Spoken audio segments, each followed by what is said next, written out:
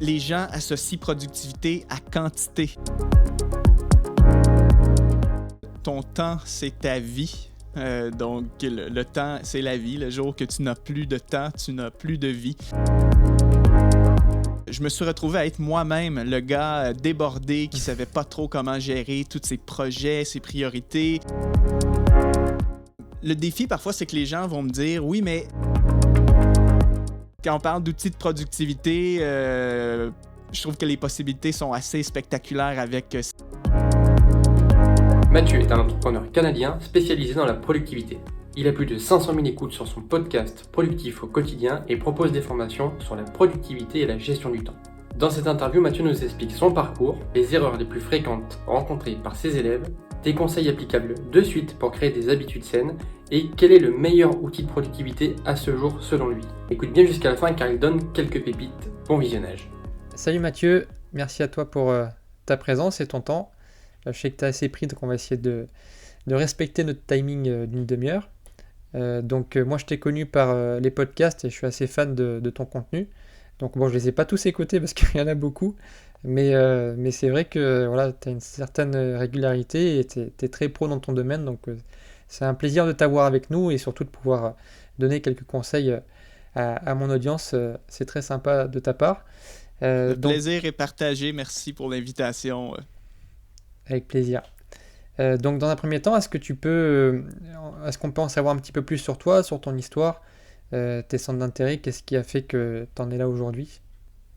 Oui, écoute, je suis aujourd'hui mon métier, ma profession, c'est formateur dans le domaine de l'organisation personnelle et la productivité. Depuis 2020, je fais ça à plein temps, mais au départ, c'était pas du tout mon plan de carrière. Je pense probablement comme toi aussi que tu traites du sujet de la productivité, mais c'est pas forcément une chose que tu te dis quand on est tout jeune, je veux faire carrière dans ce domaine-là. Moi, c'est venu à moi de façon un petit peu inattendue. Je suis comptable de formation, donc j'avais fait des études dans ce domaine-là. J'avais travaillé pendant plusieurs années en tant que salarié comme manager, donc j'étais vraiment dans le domaine de l'administration avec le côté comptable aussi.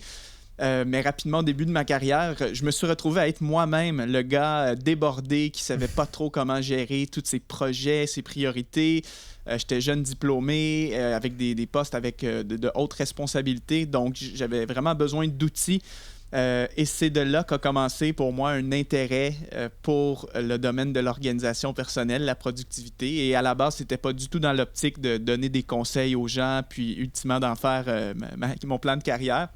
C'était parce que moi, j'avais besoin d'outils. Et je te fais l'histoire courte parce qu'on veut vraiment se concentrer plus sur les conseils et le contenu qu'on va donner aujourd'hui. Mais en ce qui me concerne, moi, j'ai fait une métamorphose dans mon propre quotidien en tant qu'entrepreneur. J'ai mis en place plein d'outils et à mon grand étonnement, à l'époque, ça a fait beaucoup parler autour de moi. Au début, c'était vraiment localement dans mon réseau, auprès de d'autres professionnels, des collègues de travail et même mon patron qui m'avait demandé de le coacher. Donc, j'ai commencé à faire du coaching et de la formation dans ce domaine-là de façon involontaire, mais j'ai eu la piqûre dans le sens que j'ai vraiment un intérêt qui est né à ce moment-là. Oui, tu l'as découvert sur le tas finalement. C'est ça, je l'ai développé et plusieurs années plus tard maintenant, presque 10 ans, aujourd'hui, ça en est ma profession. Puis, je me spécialise à donner des conseils, du coaching je dirais, à des professionnels en tout genre, des entrepreneurs, salariés, étudiants. Et le but, c'est d'aider les gens à mieux s'organiser, mieux gérer leur quotidien pour être plus productifs et efficaces. Voilà pour la petite histoire courte. Merci beaucoup. Effectivement, c'est des choses qu'on n'apprend pas forcément à l'école et j'ai été exactement dans le même cas que toi, un peu bazardé comme ça en tant que salarié avec beaucoup de tâches à gérer. Et c'est vrai que c'est très compliqué, donc il faut arriver à se former par soi-même et puis à trouver les bonnes astuces. Justement, on va en voir pas mal aujourd'hui tous les deux.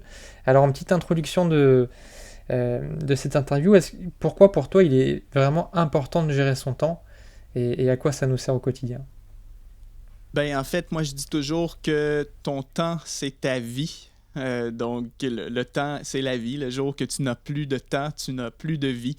Alors, gérer son temps, c'est apprendre à se gérer soi-même. Et oui, c'est sûr qu'on parle beaucoup de gestion de temps, souvent dans le contexte professionnel, mais la gestion du temps, c'est pas que pour le travail, c'est aussi pour toutes tes responsabilités personnelles, familiales, Et c'est important. En fait, notre temps est la ressource la plus précieuse et c'est avec le temps qu'on peut créer des choses, amener de la valeur dans la société, gagner notre vie, générer du revenu si on est entrepreneur, etc. Donc, c'est la ressource fondamentale qu'on doit tous apprendre à gérer. C'est pourquoi qu'il y a autant de demandes aussi un peu partout pour ce type de thématique-là. Énormément de demandes parce que c'est un sujet qui touche 100% des gens qui souhaitent avoir une vie qui compte, dans le sens que si tu fais rien de ta journée, que tu es chez toi et qu'il n'y a pas forcément de projet, d'ambition professionnelle, mais la gestion du temps n'aura pas trop d'intérêt. Mais moindrement que tu es quelqu'un qui veut une bonne qualité de vie, t'épanouir, réaliser des projets, avoir de l'avancement professionnel, ben là, ça devient une discipline qui est incontournable. Oui, c'est presque donner un sens à sa vie par rapport au projet qu'on va faire au quotidien finalement. Ouais. Très bien, je te remercie. Est-ce que, selon toi, quelles sont les erreurs fréquentes que tu retrouves chez tes élèves, chez ton entourage, par rapport à la productivité? Quelles sont les erreurs qu'on peut faire? Il y en a plusieurs. Je les appelle souvent les mythes liés à la productivité.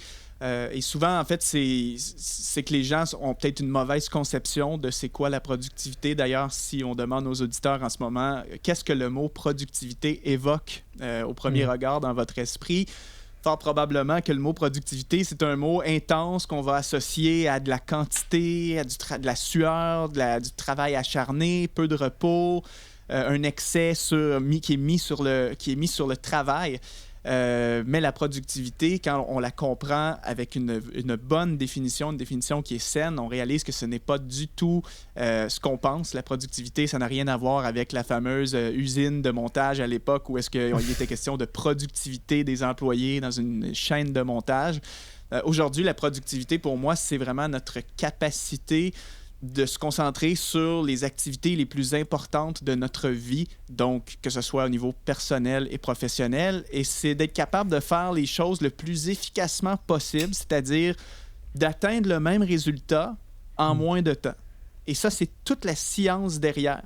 Donc, quand on parle d'être productif, je cherche à faire les choses les plus importantes de ma vie et je cherche à atteindre les mêmes résultats en moins de temps. Et malheureusement, en termes d'erreurs, comme je te dis, il y a beaucoup de mauvaise compréhension. Les gens pensent que être productif, ça veut dire faire absolument tout ce qu'on a à faire. Les gens pensent qu'il faut aussi tout faire en même temps. Donc là, on tombe dans le multitâche de vouloir être sur 4 projets à la fois, concilier un emploi salarié avec une entreprise en parallèle, avec d'autres responsabilités familiales, personnelles. Donc, on court partout. D'autres personnes associent la productivité avec le fait de ne jamais s'arrêter, travailler dur. Et là, ça, dans le monde de l'entrepreneuriat, souvent, c'est une culture qui est promue, qui est mise de l'avant. Travailler dur, 7 jours sur 7, peu de temps de repos, se reposer, c'est pour les faibles. Mais en réalité, plus on creuse dans le sujet de la productivité, plus on se rend compte que ce n'est pas ça. Être productif, c'est en faire moins, mais faire les bonnes choses. C'est parvenir à optimiser parfois nos habitudes, nos routines, les outils qu'on va utiliser pour, comme je disais tout à l'heure, parvenir au même résultat en moins de temps. Un exemple concret que je peux te donner, la gestion des mails. C'est universel, ça aussi. Moindrement que tu es un professionnel, tu as des mails à gérer, des courriels. Disons que ça te prend 2 heures par jour traiter tous les courriels que tu reçois. Parce que, par exemple, tu es un professionnel qui a beaucoup de volume de courriels et tout. 2 heures par jour, ce qui est non négligeable. 2 heures par jour fois 5 jours semaine, ça te fait 10 heures par semaine qui est passé seulement dans la gestion de tes courriels. Admettons que tu apprends à mieux gérer tes courriels et donc à améliorer ta productivité dans ce domaine-là et que tu parviens à gérer tes courriels en 45 minutes par jour ou en 1 heure par jour. Ben, si tu fais un petit calcul, c'est par exemple approximativement 5 heures que tu viens de sauver par semaine. C'est énorme. Et ce 5 heures-là, qu'est-ce que tu en fais? Tu en fais ce que tu veux. Tu peux soit le redéployer sur d'autres tâches qui apportent de la valeur dans ton quotidien. Tu peux décider de travailler moins, donc d'avoir plus de temps libre, d'être plus présent pour ta famille, de ne pas faire des heures supplémentaires constamment. Et donc, c'est ça toute la philosophie et l'essence de la productivité. Et les erreurs fréquentes, comme je te dis, c'est que souvent les gens comprennent mal et font n'importe quoi, tout simplement parce qu'ils ne sont pas renseignés sur ce que c'est la vraie productivité. Oui, J'ai un exemple concret avec quelques collègues de boulot où c'est vrai qu'à la fin de la journée, ils me disent super, j'ai une bonne journée, j'ai été productif. J'ai répondu de suite à tous les mails qui arrivaient. Et j'ai dit, mais non, en fait, c'est pas ça. C'est ça. C'est les gens qui remplissent ta to-do list et tu réponds directement et t'as aucune organisation. Donc, Absolument. Et je euh, rebondirais, le point que tu viens de mentionner, c'est très puissant et c'est une grosse erreur. hmm, Les gens associent productivité à quantité. Par exemple, j'ai été productif aujourd'hui, j'ai téléphoné à 5 personnes, j'ai répondu à 32 mails qui sont arrivés dans ma boîte de courriel. Mais quand tu regardes ce qu'ils ont accompli en termes de tâches, à la lumière de leurs vrais objectifs, les choses qui amènent vraiment de la valeur ajoutée, que ce soit du revenu, avancer des projets, s'épanouir, etc., bien souvent, on passe notre temps à faire des tâches de seconde importance, des tâches plus administratives, de maintenance, de soutien, et on passe peu de temps dans les vraies activités à haute valeur ajoutée. Toi, tu es un créateur de contenu comme moi. C'est certain que tes activités à haute valeur ajoutée, c'est tout ce qui concerne la création de contenu, enregistrer des vidéos, peut-être écrire des newsletters que tu envoies à tes abonnés, tout ça. Ça, c'est des tâches à haute valeur ajoutée. Mais si tu passes ta journée à répondre à tes courriels, à faire des tâches de soutien comme de la facturation, faire du service client, il y a une notion de est-ce que tu es réellement productif? Pas forcément. Tu travailles dur, oui. Oui, tu travailles dur. Mais est-ce que tu es réellement productif à faire les tâches qui apportent une vraie valeur ajoutée? Pas nécessairement. ouais, c'est le fameux classement de la matrice d'Eisenhower où Mm. effectivement, si tu veux du non important, non urgent, au fait, ton business, il avance pas.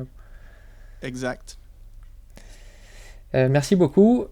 Par rapport à la question d'après, j'avais pensé à pouvoir peut-être donner à nos auditeurs des conseils pour qu'ils puissent finalement eux-mêmes avoir quelque chose d'applicable de suite par des habitudes très saines liées à la productivité. Est-ce que tu aurais ce style de conseil-là pour eux? Oui, oui, oui. Ben, c'est certain que pour moi, quand il est question d'avoir des bonnes habitudes de productivité, tout part par la compréhension de ce qui est, de quelles sont nos priorités. OK? Parce que j'ai expliqué précédemment que être productif, c'est se concentrer sur les choses les plus importantes. OK? Mais pour être capable de te concentrer sur les choses les plus importantes, il faut d'abord que tu les définisses. On est d'accord?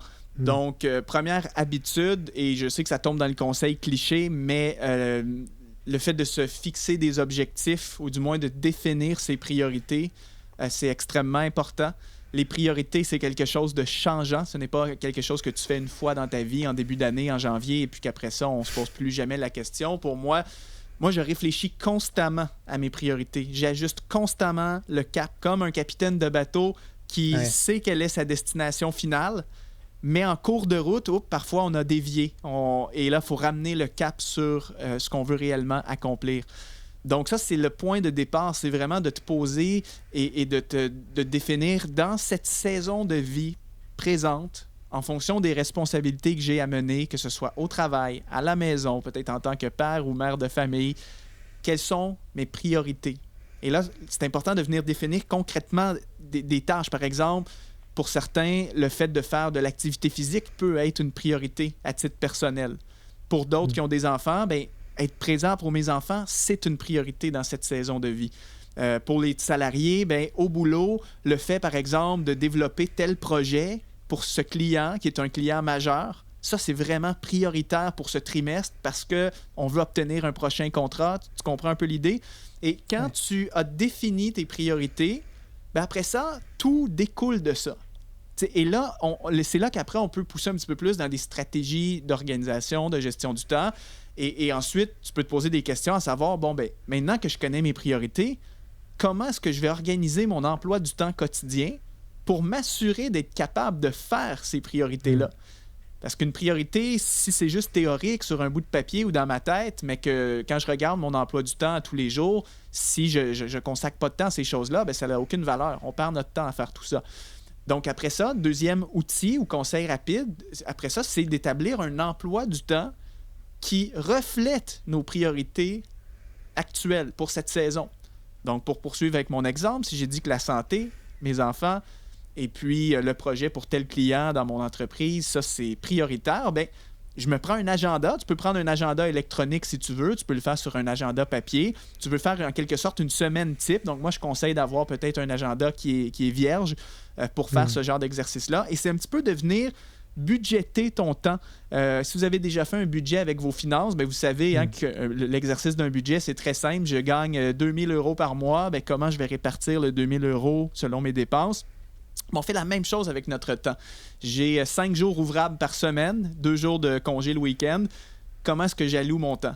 À quel moment est-ce que je vais être présent pour mes enfants? À quel moment je veux faire de l'activité physique? Combien de temps dans ma semaine je dois consacrer au projet pour tel client qui est ma priorité actuelle?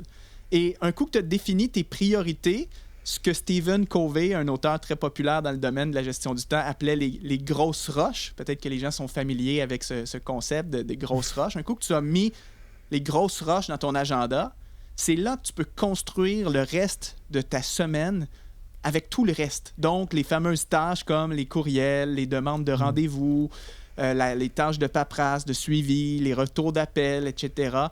Et donc voilà. Je ne sais pas si tu voulais rebondir sur quelque chose que je viens de dire. Oui, bien sûr, c'est très lié aussi à notre chronotype. Je crois que c'est Jérémy Coron, si je ne dis pas de bêtises, qui avait fait un podcast avec toi, qui l'avait expliqué extrêmement bien. Et effectivement, en fait, c'est définir tes priorités, donc tes grandes tâches, les découper en petites tâches pour les placer dans ta semaine, et finalement être sûr et certain de pouvoir en faire.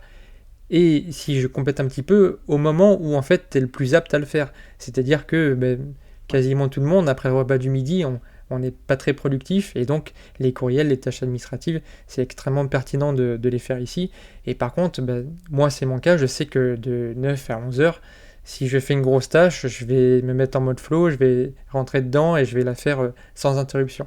Donc c'est vraiment se connaître, de faire une sorte d'introspection et connaître son chronotype, ses manières de faire, ses habitudes et adapter son planning. Mais je pense qu'il n'y a pas beaucoup de monde qui ont cette démarche-là et qui justement prennent du recul et se disent ok, mes objectifs dans la vie, mes priorités c'est ça, et donc je vais faire mon planning en fonction. C'est un petit peu au feeling et malheureusement ça ne marche pas souvent de cette manière. Et des fois, le défi, par contre, que je rencontre chez plusieurs de mes clients, surtout ceux qui sont salariés, le défi, parfois, c'est que les gens vont me dire « Oui, mais je ne sais pas quelles sont mes priorités au travail. Et bon, moi, je ne suis plus salarié, donc parfois, ça peut être difficile pour moi de vraiment comprendre la réalité que ces gens-là peuvent vivre. Mais des fois, des gens vont dire « Oui, mais dans mon travail, en fait, tout est prioritaire. Moi, mon patron me donne des tâches à faire et tout doit être fait. Et donc, parfois, ça, c'est un défi que je rencontre, c'est que les gens n'arrivent pas à définir leurs priorités. Donc, quand ensuite tu leur parles de faire un emploi du temps qui est aligné avec leurs tâches, leurs priorités, comme je viens de l'expliquer, ils vont te dire « Oui, mais pour moi, tout est prioritaire. Quand je suis au bureau, tout doit être fait. » Donc voilà, ça c'est un petit bémol aussi parfois selon certains types de professions. Chez les entrepreneurs, par contre, il n'y a aucune raison qu'on expérimente ce blocage-là. Chez les entrepreneurs, c'est toi le patron, c'est toi qui dois définir ce qui est important et ce qui l'est moins. Donc, de se faire un emploi du temps stratégique, c'est indispensable pour les entrepreneurs. Oui, tout à fait. Je suis complètement en phase avec ça. Alors, de mon côté, sur ma chaîne, bien sûr, le sujet principal, c'est la productivité, mais j'essaye, tant bien que mal, de donner à chaque fois qu'il y a une nouvelle vidéo, un conseil dans la newsletter ou une formation, vraiment une application concrète liée à des outils numériques. Donc, comment aujourd'hui, notre téléphone, notre PC, nos applications peuvent nous aider, et il y en a beaucoup des applications de productivité, donc évidemment il faut faire le tri, les essayer, donc ça c'est ce que j'essaye de faire et donner ces conseils là à mon audience. Est-ce que de ton côté tu as un ou plusieurs outils que tu utilises régulièrement et qui pour toi est extrêmement utile dans le thème de la productivité? J'en ai vraiment plusieurs, mais là pour te donner une réponse courte, je vais me focaliser sur un outil.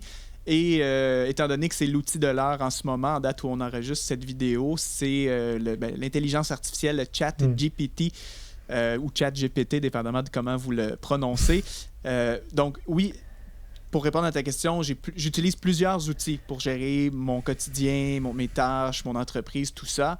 Mais nouvellement, en tout cas en date de cette année, il y a quelques mois où est-ce qu'on enregistre cette vidéo, j'ai intégré ChatGPT à mon quotidien, à ma méthodologie de travail. et c'est exceptionnel. Donc, s'il y a des gens, vous nous écoutez et que vous avez certainement entendu parler de ce nom-là, ChatGPT, vous n'avez peut-être pas forcément pris le temps d'aller regarder en quoi ça consiste et comment ça peut vous aider. Je vous dirais, faites-le. Prenez 30 minutes, allez vous créer un compte sur la plateforme ChatGPT. C'est gratuit pour le moment, donc vous pouvez utiliser ça gratuitement. C'est une intelligence artificielle qui est spécialisée en fait dans tout ce qui est texte. Donc, c'est un robot conversationnel hyper intelligent et tu peux lui demander de faire des tâches de rédaction pour toi. Tu peux aller chercher plein d'idées, des solutions à des problèmes. Tu peux même lui demander d'écrire tes courriels à ta place. Donc, quand je parlais tout à l'heure que la productivité, c'est atteindre nos résultats plus rapidement, ben moi, depuis que j'ai découvert ChatGPT, je gagne beaucoup de temps dans ma gestion de courriel. Je n'ai pas fait le calcul à savoir combien de temps exactement. Mais, par exemple, si je dois... Mettons que je voulais t'écrire pour t'inviter à mon podcast ou peu importe, ben, fort probablement qu'aujourd'hui, j'utiliserais ChatGPT pour rédiger mon courriel d'invitation. Donc, je dirais, ben, écris un courriel d'invitation à Max pour qu'il puisse venir sur mon podcast Productif au quotidien. Propose-lui 2-3 dates en juillet 2023, par exemple. Et puis, voilà, ChatGPT me sortirait un courriel tout rédigé, sans faute d'orthographe.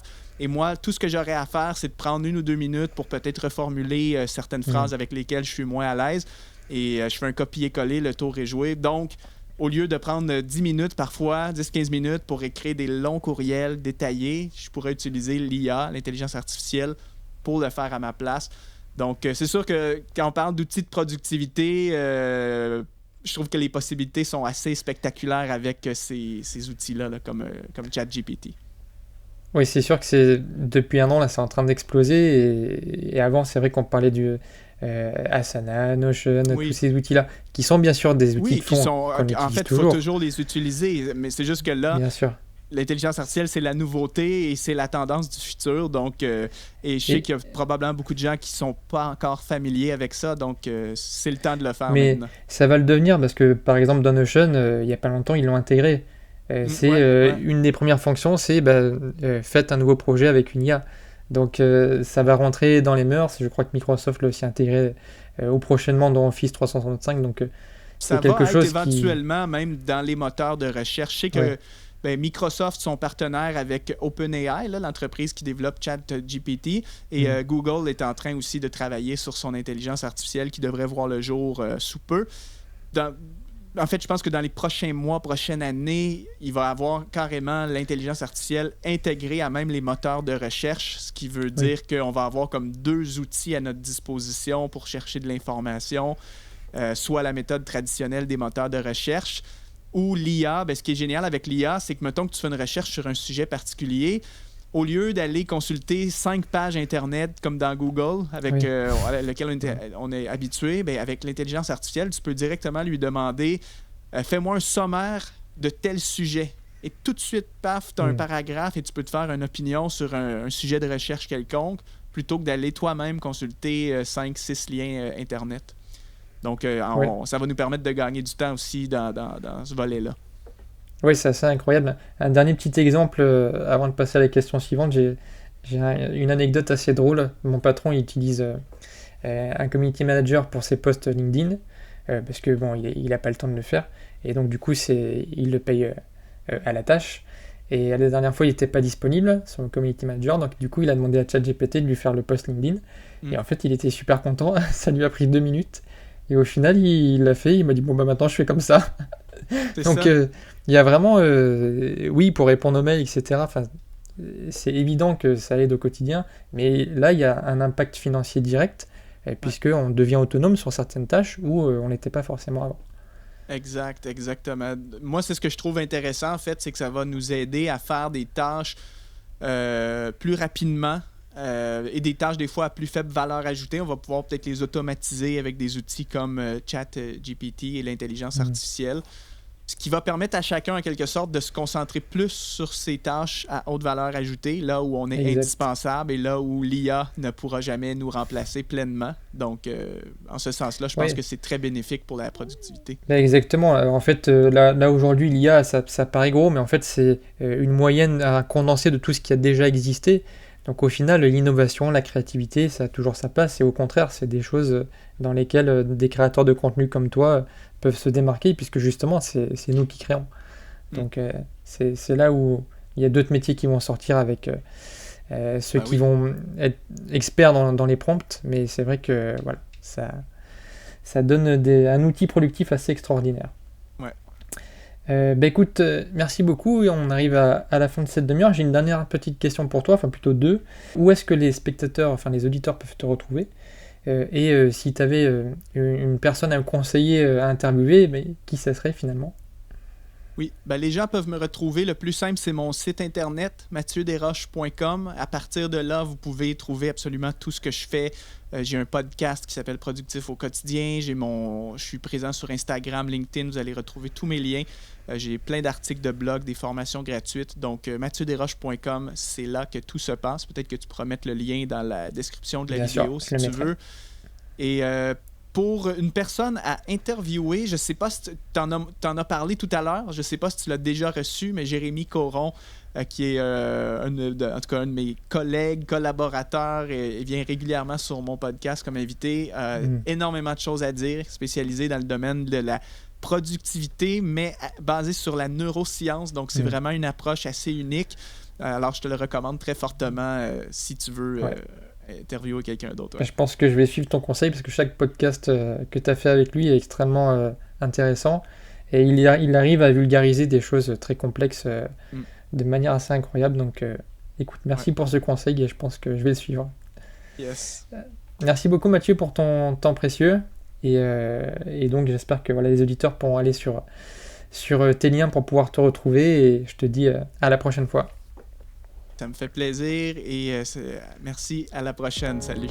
Salut Mathieu. J'espère que cette interview a été utile pour toi. Je te mets tous les liens pour retrouver Mathieu en description. En tout cas, merci d'être resté jusqu'à la fin, ça me fait super plaisir. Et si tu es resté jusqu'à la fin, c'est que tu es quelqu'un d'ambitieux. Donc je t'invite à m'écrire ChatGPT en commentaire pour savoir qui est resté jusque-là. N'hésite pas à me laisser un petit pouce bleu si tu as apprécié le contenu, bien sûr, à t'abonner à ma chaîne si tu veux recevoir les notifications pour les prochaines vidéos, donc évidemment active la cloche. Et si tu veux aller un petit peu plus loin avec moi et puis exploser ta productivité, je te mets à disposition une formation d'1 heure vidéo offerte. Tu retrouveras le lien en description et dans le premier commentaire, donc n'hésite pas à la télécharger, tu verras il y a plein de conseils et astuces, c'est seulement 1 heure de ton temps, donc c'est très rapide à voir et il y aura beaucoup de conseils applicables. Sur ce, je te souhaite une excellente journée remplie de joie et de sens et je te donne rendez-vous dans la prochaine vidéo. Porte-toi bien, ciao.